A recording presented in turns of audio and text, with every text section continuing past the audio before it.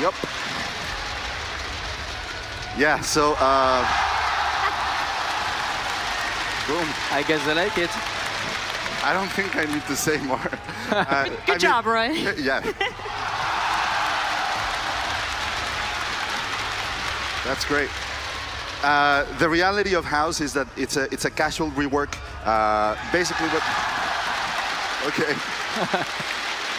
Basically what we're doing is we're just making it a little bit bigger. We're adding an extra set of stairs.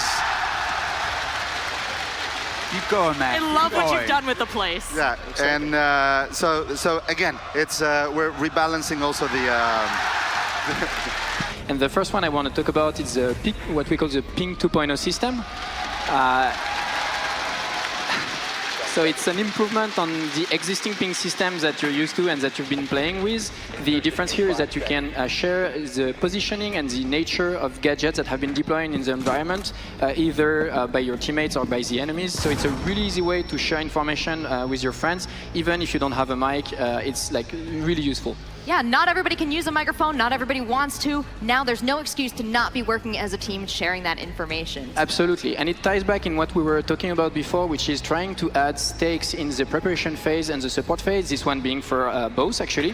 It's a very, very useful way as an attacker to like use your time with your drone, because if you spot some traps that have been deployed, for instance, by Frost or Capcan, like we saw in here, this is an information that can remain potentially longer, and so it's really useful for your teammates to just get that info. You don't need to make that perfect call and describe exactly where it is. The game is just going to help you do that.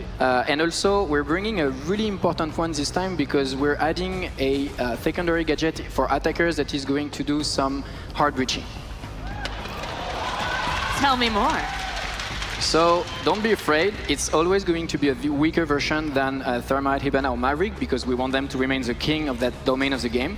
But we feel like by adding some hard breaching to the mix in the secondary gadgets, we're going to free up a bit the composition in attacks and allow for more diverse compositions in teams. For instance, if you're attacking a bomb site where you know that your strat only relies on opening one specific hatch, you're going to have the possibility to just not be forced to pick Hibana or Thermite or Maverick. It's a lot more flexibility for attackers there. What have you got for defenders? So defenders also are getting something. They're getting a proximity alarm that I think has already been talked about many times. It's coming. Basically, think about the metal detector in bank or a border, but this time defenders have them in their pocket and they can just throw it anywhere, and it's going to be a great flank watcher. Wonderful. And JB, there's another thing we haven't quite touched on yet. Now, this is going to be a big one for competitive players, for casual players, for content creators. What's coming? Indeed, this is a huge, huge thing. I'm talking about match replay.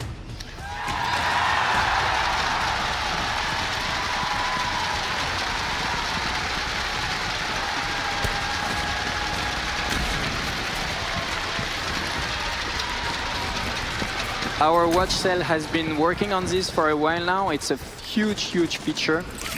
We're only in pre-alpha state so far, but it already has a lot of the core functions that we want in this feature.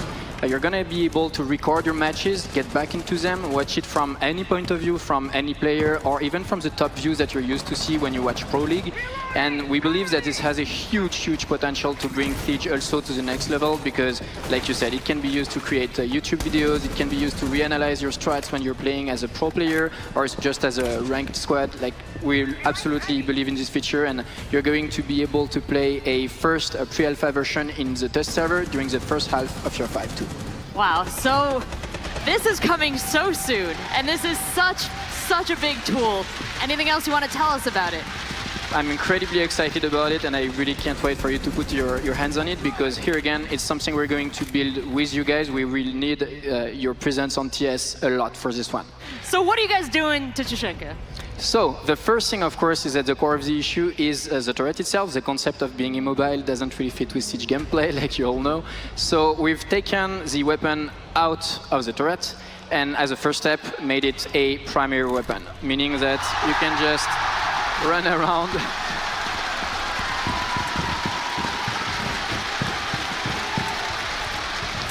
And as you can see here, it has a huge amount of destruction power, so you can just use it for rotations. Like, it's a hell of a weapon now.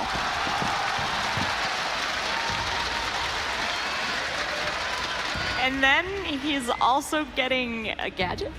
Yeah, he's also getting an ability, which is an incendiary grenade launcher. Whew.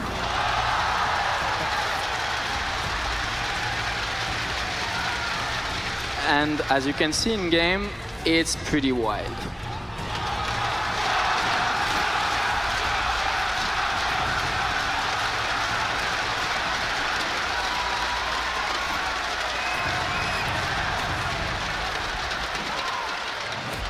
So the whole concept here is that it's an area denial tool.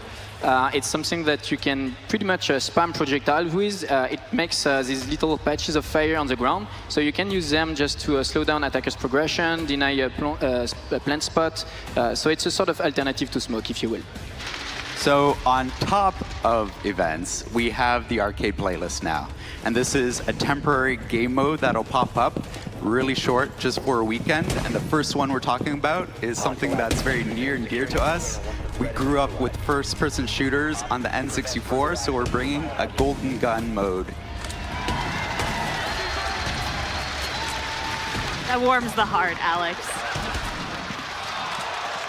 Now, this is just the start of what's to come for the playlist, right? That's right. So with the arcade playlist, we want to tweak little gameplay elements, introduce something new, and then release more and more of them as the year goes on, and then once we get into year 6. So you asked for it. We're bringing map bans to Rainbow Six Siege.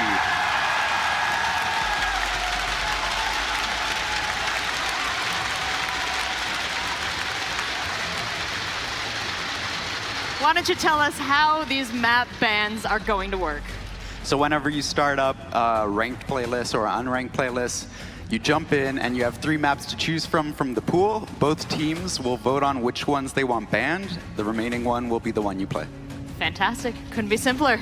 Now, every day the Rainbow Six Online experience gets a little more competitive. You guys are taking it even a step further. Right. So with map ban, that's coming year 5.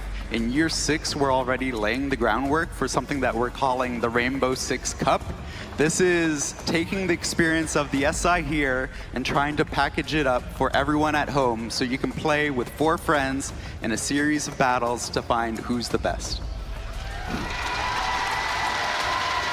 We have 0 tolerance for toxicity, harassment, cheaters, and we're going to keep it up.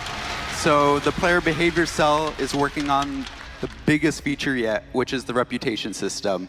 Next time we talk about it, you'll actually see something. We're taking it very seriously. And it goes with all the other features that we're bringing in year 5, year 6, all this core gameplay. We're excited to deliver more to all of you over and over again. Make Siege a better game. We paired up with Crystal Dynamics to bring you a very special skin for Ash.